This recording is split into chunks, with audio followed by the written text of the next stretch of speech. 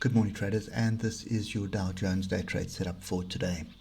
So we're still very much in this consolidation phase on the daily. So it is still a bit of a flat top triangle that is forming, and we're not really going anywhere at the moment. So if we just zoom in a bit here, so you can see on the daily we're pretty much going sideways. Tails to the downside, tails to the upside, and then yet another test of this trend line. So let's just get down to some levels that we can trade. And you can see at the moment above and below the moving average on the 3-hour, no real direction, pretty much just moving into a tighter and tighter consolidation. So if you had to look at this on the Bollinger Bands, you would see that the Bollinger Bands would more than likely be starting to squeeze, in other words coming closer together, and that is because we have some big data coming out today and tomorrow. So we've got non-farm payrolls, and then we have the jobs data today. So those are the two big bits of data that the market's always waiting for. Not that they pay attention to it after it's released at the moment, but it does bring in volatility. So that's just the thing that you need to be aware of right now. Okay, so for me, this is really sit on hands until after the jobs number at least. It's still, you're in an upward trend still, so you still want to be looking to buy off structure. And we've tested this trend line a couple of times. I'm starting to get a bit wary of buying off the trend line, rather sort of just sit and wait for the data and then see what's going to happen. Okay, so if the data is good, in other words, we have fewer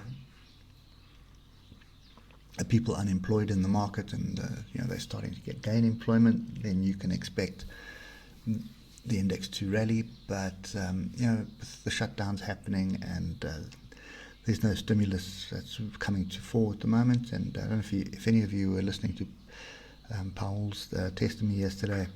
The question was asked about stimulus, and he threw it right back at the politicians as well, to say, well, you guys need to come to an agreement. So I think, and that's pretty much what the market is looking at right now. They need to come to an agreement of what that stimulus is, and that will drive the market. The other point is that if it starts driving the market, you may get some jobs coming back to the market, etc. But for as long as we're locked down and no vaccines, and we continue in the trend that we're going, I think this is the norm. Okay, so this is sideways at the moment. Okay, so anyway, for me, the Dow at the moment is still sit on hands. Not really interested in this. S&P still offers a little bit more opportunity than what the Dow does. Although I'm kind of in the camp that we need to wait. Okay. This level to the upside is clearly the one that we need to get through, and that's 30,084. The other one is going to be 30,000. So 30,000 straight is the area that we need to get a pretty decent weekly close above. If we can close up there this week, that would kickstart us for a bigger move up. Okay. So that's kind of me at the moment. Just really sitting on my hands on this, not looking for levels, not looking to get in on this at the moment. Just waiting patiently for something to happen. So it's either, I think we need to do that. So we either need to get below 29,612, but then I don't want to take the break. I want to see it come back, test it, and start rolling before I start getting short. Or alternatively, we start getting above 30,000 and holding. Those are the indicators I'm looking at for a decent trade. Okay, if you're going to scalp, you can obviously scalp off these lower levels, or scalp shorts off the top levels.